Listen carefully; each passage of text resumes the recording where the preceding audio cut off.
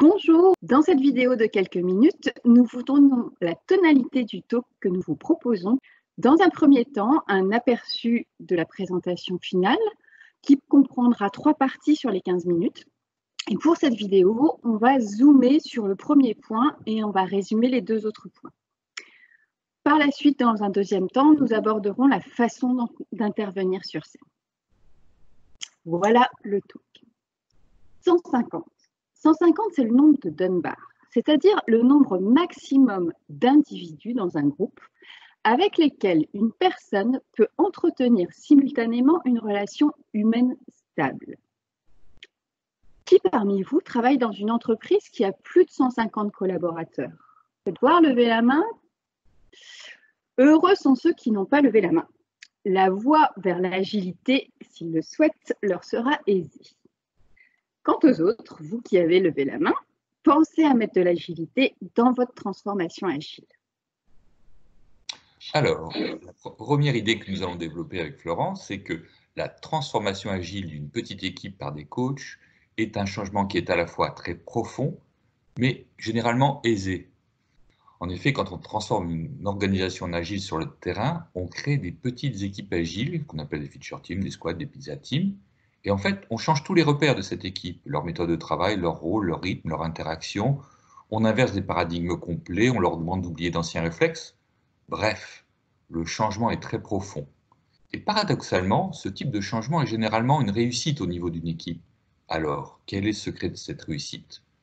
De ma propre expérience, cela tient à plusieurs facteurs.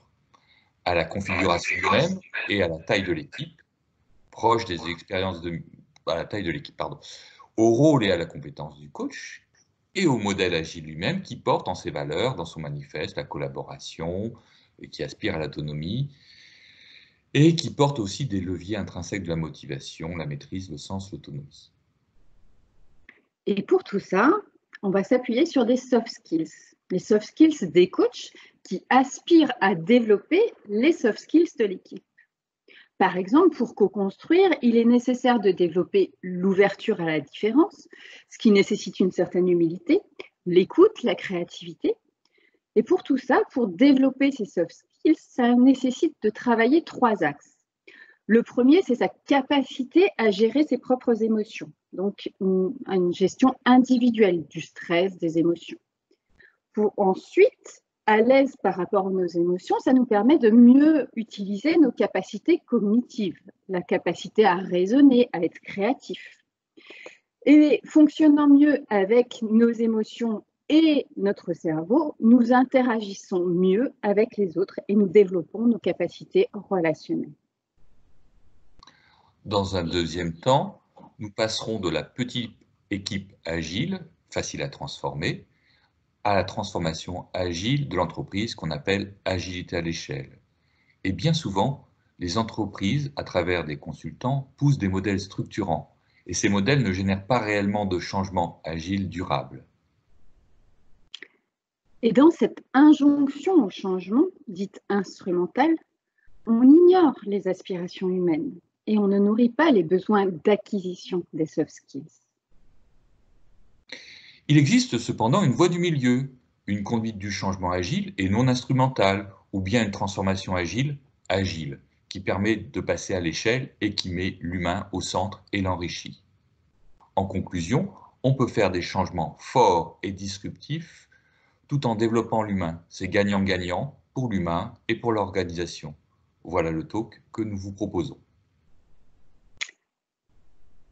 Nous en venons à la deuxième partie, la façon dont nous vous proposons d'animer ce talk sur scène.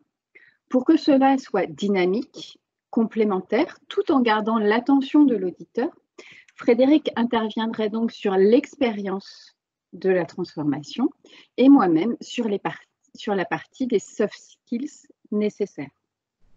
Idéalement, l'attention du spectateur serait soutenue par un projecteur qui éclairerait l'intervenant qui prend la parole, le temps qu'il prend la parole, sachant que tous les deux, nous serions sur scène en même temps.